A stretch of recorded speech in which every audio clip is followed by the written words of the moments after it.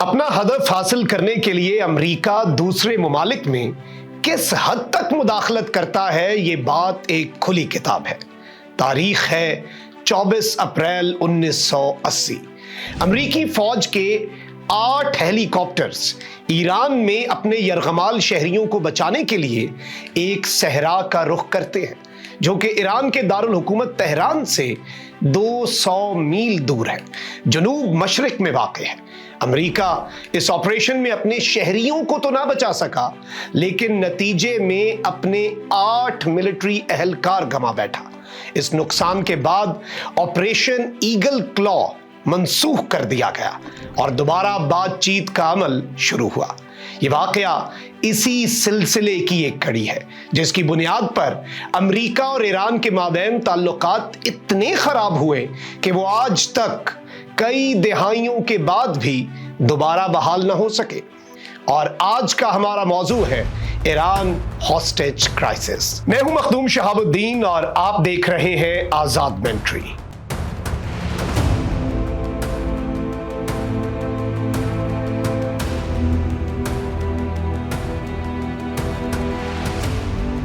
سال ہے 1979 اور ایران کے انقلاب کے اثرات گلی محلوں میں محسوس کیے جا سکتے ہیں۔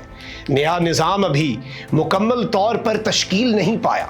دنیا ابھی اس انقلاب کو سمجھنے کی کوشش کر رہی ہے کہ اچانک 4 نومبر کو ایران میں موجود امریکی سفارت خانے پر ہزاروں کی تعداد میں ایرانی، جن میں سے بیشتر اسٹوڈنٹس تھے، حملہ آور ہوئے اور ایمبیسی کو اپنے قبضے میں لے لیا۔ ایمبیسی میں لگ بھگ 90 کے قریب موجود افراد کو یرغمال بنا لیا گیا۔ ان میں 66 امریکی شہری بھی شامل تھے۔ امریکہ کے خلاف اتنا بڑا قدم اٹھانے کی نوبت کیوں پیش آئی، اس کے لیے ایران کے سیاسی اور سماجی منظرنامے کو بیان کرنا نہایت ضروری ہے۔ 1979 میں آنے والے ایرانی انقلاب سے جیو پالیٹکس پر گہرے اثرات مرتب ہوئے۔ ایران میں بادشاہی نظام صدیوں سے چلا آ رہا تھا۔ 1925 میں ایران کے فوجی لیڈر رضا شاہ نے احمد شاہ کی حکومت کا تختہ پلٹا اور ایرانی مجلس کی بدولت بادشاہی کے منصب پر قابض ہو گیا۔ اس کے دور میں جہاں تہران یونیورسٹی کا قیام اور دیگر تعلیمی اور ترقیاتی منصوبے مکمل کیے گئے، وہیں جمہوری روایات کو پھلنے کا موقع نہ مل سکا۔ رضا شاہ ایک آمر تھا جس نے تمام حکومتی نظام اپنے قبضے میں رکھا ہوا تھا اور پارلیمنٹ کا قیام اس کی منشا کے مطابق ہی ہوتا تھا۔ 1941 میں برطانیہ اور سوویت یونین نے جرمنی کے اثر و رسوخ کو مد نظر رکھتے ہوئے ایران پر قبضہ کر لیا۔ رضا خود تو طاقت کھو چکا تھا، لیکن پہلوی خاندان کی ایران پر بادشاہی قائم رکھنے کے لیے اس نے اپنے بیٹے محمد رضا شاہ کو تخت نشین بنایا، جس نے الائیڈ فورسز کے ساتھ معاہدہ کیا کہ وہ جرمنی کے خلاف جنگ میں رکاوٹ نہیں ڈالے گا۔ 1946 میں الائیڈ فورسز کے ایران سے انخلا کے بعد وہ ایک طاقتور بادشاہ کے طور پر سامنے آیا، لیکن آہستہ آہستہ یہ حاکمیت کمزور پڑتی گئی اور نیشنل فرنٹ کے نام سے ایک مضبوط سیاسی جماعت سامنے آئی جس کے سب سے اہم کردار محمد مصدق تھے، جو کہ 1951 میں ایران کے وزیر اعظم بنے۔ مصدق کی تیل کو نیشنلائز کرنے کی پالیسی برطانیہ کو بالکل نہ بھائی اور ان کی حکومت کو شروع سے ہی ایکسٹرنل پریشرز کا سامنا کرنا پڑا۔ محمد رضا شاہ اور مصدق کے درمیان شدید چپکلش جاری رہی اور بالآخر 1953 میں محمد رضا شاہ نے امریکی انٹیلیجنس CIA کی مدد سے مصدق کو اس کے عہدے سے ہٹوا دیا۔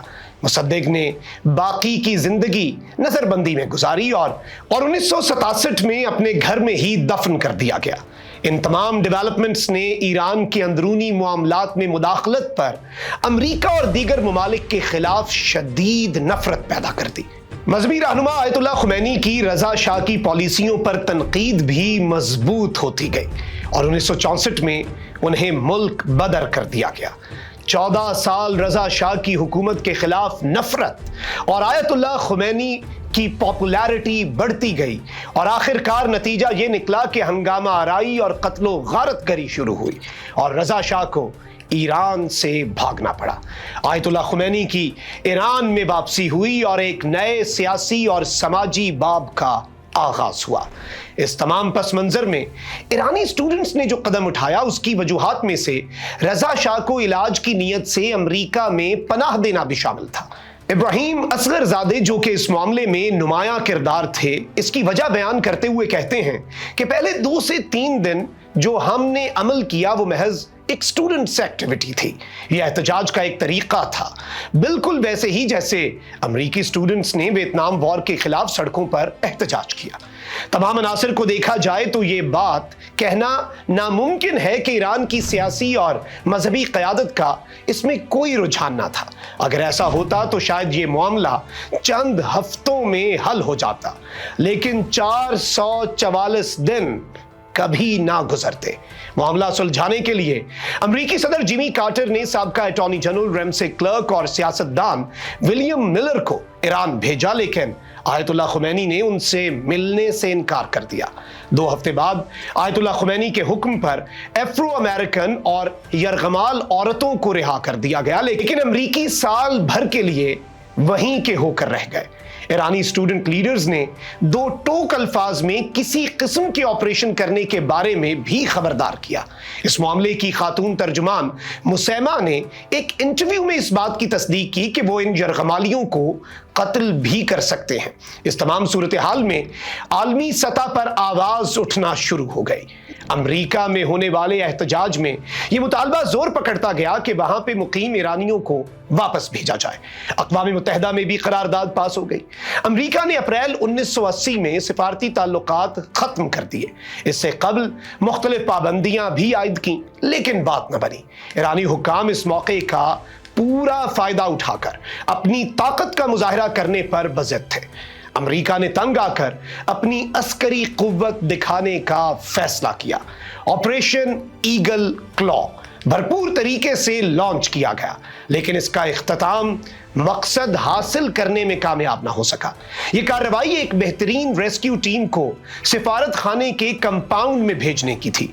ताहम मिशन के दिन सहरा के तूफान ने कई हेलीकॉप्टर्स को खराब कर दिया, जिनमें से एक टेक ऑफ के दौरान एक बड़े ट्रांसपोर्ट तैयारे से टकरा गया। हादसे में 8 अमेरिकी एहलकार हलाक हुए और इसे मनसूख कर दिया गया। मीडिया से बात करते हुए अमेरिकी सदर जिमी कार्टर ने वाक़े की जिम्मेदारी खुद उठाई। उनका कहना था कि यह मेरी जिंदगी की सबसे बड़ी नाकामी है। मैं पूरी जिंदगी इसका बोझ अपने कंधों पर सवार रखूंगा। It was my decision to attempt the rescue operation. It was my decision to cancel it when problems developed in the placement of our rescue team for a future rescue operation. The responsibility is fully my own. इसी दौरान 6 अमेरिकी एहलकार सामने आए जो embassy पर हमले के दौरान वहां से निकलकर कनेडियन एम्बेसी में पनाह गजीं रहे और बाद में CIA की मदद से वापस अमेरिका पहुंचे। लेकिन साथ में अमेरिकी हुकाम पर दबाव भी मजीद बढ़ता चला गया। इसका अल्टीमेट नतीजा ये निकला कि नवंबर में मुनक्किद होने वाले इलेक्शंस में जिमी कार्टर को शिकस्त हुई और रोनाल्ड रेगन अमेरिका के नए सदर मुंतखब हुए। अमेरिकी हुकूमत की तब्दीली के 2 माह बाद जनवरी 1981 में तमाम यरगमालियों को वापस अमेरिका भिजवा दिया गया। इस वापसी के अमल में अल्जेरियन गवर्नमेंट ने सालिस का किरदार अदा किया। अमेरिका और ईरान के माबैन एक मुआहिदा तय हुआ जिसके अहम मंदरजात कुछ यूं थे। अमेरिका रजा शाह और उसके खानदान के तमाम असासों को फ्रीज करेगा। अमेरिका ईरान के अंदरूनी मामलात में किसी किस्म की अस्करी या सियासी मुदाखलत नहीं करेगा। अमेरिका ईरानी बाशिंदों के फ्रोजन एसेट्स पर से पाबंदी हटाएगा। कुछ ही अरसा गुजरा था कि अमेरिकी हुकाम ने इस मुआहिदे को मानने से इनकार कर दिया क्योंकि शहरियों की वापसी हो चुकी थी। इसके बरक्स ईरान इस तमाम सूरत हाल से कोई बड़ा मकसद हासिल ना कर सका। इस हवाले से अक्टूबर सरप्राइज थ्योरी भी सामने आई जिसमें यह इल्जाम लगाया गया कि रोनाल्ड रेगन के साथियों ने जिमी कार्टर को हटाने के लिए ईरानी हुकाम से कोई डील कर रखी थी ताकि यह मामला लटक जाए और कार्टर के खिलाफ ऐसे जज्बात पैदा हों जिन्हें वो इलेक्शंस में इस्तेमाल कर सकें। लेकिन इन तमाम इल्जामात का कोई ठोस सबूत सामने नहीं आ सका। यरगमाल होने वाले शहरियों ने भी अपनी कहानियां बयान की हैं, जिन पर मुख्तलिफ फिल्म्स भी बनाई जा चुकी हैं। कुछ का कहना था कि अक्सर औकात उन पर तशद्दुद किया जाता था, जबकि बहुत से लोग ऐसे थे जिन्हें ज़हनी तौर पर टॉर्चर किया गया। उन्हें ईरानी हुकाम की जानिब से कहा जाता था कि पीपल हैव फॉरगॉटन यू, यानी कि अमरीकी तुम्हें भूल चुके हैं। एक शहरी क्लेयर बार्न्स अपनी रुदाद यूं बयान करता है कि कभी कभार मुझे यूं महसूस होता था कि शायद मैं दोबारा कभी सूरज तलू होता नहीं देख सकूंगा। अमेरिका की तरफ से इस वाकये के बाद ईरान के बारे में रवैया निहायत सख्त रहा। 1980 से 1988 तक जारी रहने वाले इराक ईरान कॉन्फ्लिक्ट में भी अमेरिका ने इराक की भरपूर इमदाद की। इन तमाम सालों में कई ऐसे मौके आ चुके हैं जब ईरान और अमेरिका के माबैन ताल्लुकात बिगाड़ का रुख इख्तियार करते चले गए। इस तमाम कहानी के दो अहम अवामिल ईरानी स्टूडेंट्स और यरगमाल शहरी थे, लेकिन हैरत की बात यह है कि दोनों ही बाद में अपने हुक्मरानों से नाला दिखाई दिए। वाक़े के लीडर इब्राहिम असगरज़ादा ने कई साल बाद इसको ऐसे याद किया कि हम तलबा कब्जे के पहले 48 घंटों की जिम्मेदारी कबूल करते हैं, बाद में ये हमारे इख्तियार से बाहर था, क्योंकि मरहूम supreme leader Ayatollah Ruhollah Khomeini और एस्टैब्लिशमेंट ने इसकी हिमायत की। वो बाद में अमेरिका ईरान ताल्लुकात के हामी बनकर उभरे और इसी वजह से उन्हें भी जेल काटनी पड़ी। दूसरी तरफ यरगमाल शहरियों के लिए मुख्तस किया गया फंड भी उन्हें मुकम्मल तौर पर अदा ना किया गया, जिसका उन्हें अफसोस है।